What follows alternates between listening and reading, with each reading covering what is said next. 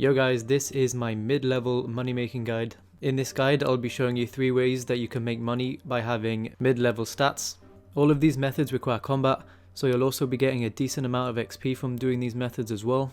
Also, this video is going to be split up into 2 parts, so the second part will come out soon if it isn't already by the time you're watching this video. So without further ado, let's get into it. The first method is going to be killing cave horrors. You can kill between 300 and 400 depending on your level and your stats. And this also affects how much GP per hour you get. That should be between 1 mil and 1.5 mil, and you will also be getting around 70k to 90k magic XP per hour as well. Now these are the requirements. You need to have done the Cabin Fever quest, you need 58 Slayer, you need to be wearing a Witchwood icon, and you also need a light source in your inventory to kill them. If you do not wear a Witchwood icon, the cave horror will reduce your stats and life points, and if you do not have a light source, you will not be able to see in the cave that you are in. So just make sure to bring both of them. These are my skill recommendations and the inventory I recommend to take. I recommend 70 plus magic, 70 plus defense, and 68 plus summoning for the bunyip. These stats will just mean that you can kill the cave horrors fairly quickly and you won't get hit that much. And the bunyip also ensures that you'll be there for quite a while because it will keep healing you. Now this is the inventory I recommend. 2 super restores and 6 rocktail just in case you get hit too much.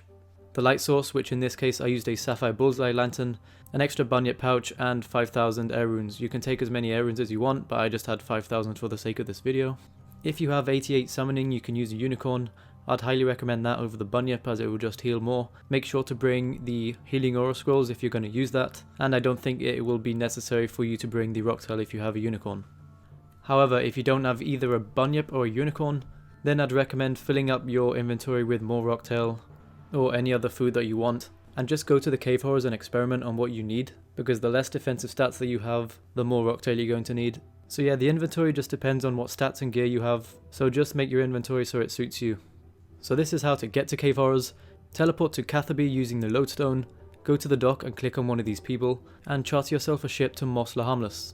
Once you get off the ship, you want to run straight north so you're outside the city walls, and then run straight east until you get to the beach where there will be a cave where the cave horrors are. Some of you may be wondering what gear to use. You can pretty much just use any generic mage gear, it really doesn't matter that much. Obviously the higher gear that you use the better, and the quicker that you'll kill them, but you really don't have to spend a lot of money trying to get gear to kill the cave horrors. So once you're inside, just run straight north to where most of the cave horrors are, and then you can just start killing them. It's really just as simple as that. There really isn't a method to them. They have quite low HP, so sometimes you're just going to be 2 or 3 hitting them. So the drops to look out for are the black masks, which are worth around 1.8 mil at the moment, and you can also pick up noded items and nature runes. At least those are the items that I recommend to pick up. Anyways, that's it for cave horrors. Time to move on to my next one, which is Gladius. Now these are one of the monsters in the Ascension dungeon, and you can kill around 175 to 250 an hour. This means you'll be getting about 1.5 mil to 2 mil an hour, and you'll also be getting 115k to 145k ranged XP an hour as well. These are the requirements, recommendations, and inventory I recommend. The only requirement to kill them is 81 Slayer, but I also recommend having 80 plus ranged, 80 plus defense, 55 plus magic, and 68 plus summoning. These recommendations are only there because of efficiency. If you don't have 80 plus ranged, you might not hit enough, and if you don't have 80 plus defense, you'll probably get hit too hard, and this might mean that your bunyip will not be able to heal you enough, so you'll have to keep going back for food. The inventory I recommend is 4 super restores and 8 rocktail, as well as either a spare bunyip or unicorn pouch, and runes so you'll be able to high alch the armor that the Gladius drop. Also, if you can use soul split, I highly recommend using that here. Instead of the rocktail, just replace that with more super restore potions. And you can also use a yak if you really wanted to and you have one. This means you won't have to high alch the armor that the Gladius drop, and you can just send it straight to your bank. Now this is the gear I recommend. First of all, you can start off with full royal. This is only if you really can't afford Armadillo. If you can afford Armadillo, I'd highly recommend going for that, as well as either using a royal crossbow or chaotic crossbows. Now that's the gear I recommend even if you can afford full pernix with ascension crossbows. This is because the repair cost on the full pernix and ascension crossbows costs so much, and it's just going to be digging into your profits that you make at the Gladius. So I'd definitely recommend using the full Armadillo and royal crossbow or chaotic crossbows. So to get there, either teleport to the Uglog lodestone, or if you don't have that activated, teleport to mobilizing armies. You only need 10 magic to teleport there, so you should be able to teleport there quite easily, and then follow the route that I show on screen. Once you're there, just activate the lodestone so it's easier to get to next time. So once you're at the lodestone, just run west and enter the dungeon that you see. Once you're in the dungeon, just follow the route that I'm taking and that will take you to the Gladius. Now the Gladius will teleport around the room when you're killing them, so it's a good idea to use Fragmentation Shot as this will trigger the passive that it has, and the Gladius will also stun you for 1 second when they come back to you. You can use Anticipation or Freedom to block this, but I mean it's really not worth it as it's only for 1 second and it doesn't really make that much of a difference. The items that you should pick up from these are obviously the keystones that they drop, the Serenic Scales.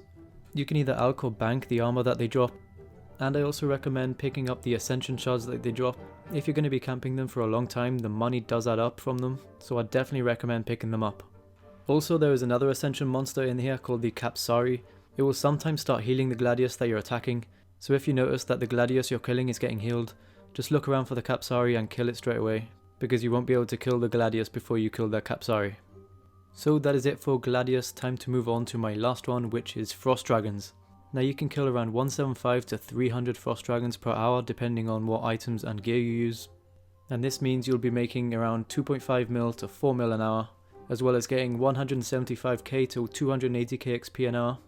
Now these are the requirements and my recommendations. To kill the Frost Dragons you need 85 Dungeoneering, and I recommend to have 85 in all attack, strength and defense, 85 plus Herblore, 96 plus summoning and 92 plus prayer. Now I know these stats may look quite high, but you don't actually need these stats. These are just the stats I recommend to kill Frost Dragons efficiently. So don't worry if you don't have any of the major stats, because I'm sure you can make your stats work out for you. The only stat I highly recommend from here is the 85 plus Herblore, because this will allow you to make super anti-fires which you can use against the Frost Dragons, and this will make killing them a lot easier. The 92 prayer and 96 summoning are only there because of Soul Split and the Yak, and as you probably know, having these two stats makes killing Frost Dragons a lot easier, since you'll be able to heal and send the bones to your bank. So these are the inventories and gears that I recommend. If you're not going to be using a Yak, I recommend 2 super anti-fires, 10 prayer potions and 4 rocktails just in case, on top of magic note paper to note the bones, and either an extra unicorn or bunyet pouch as well as high alch runes.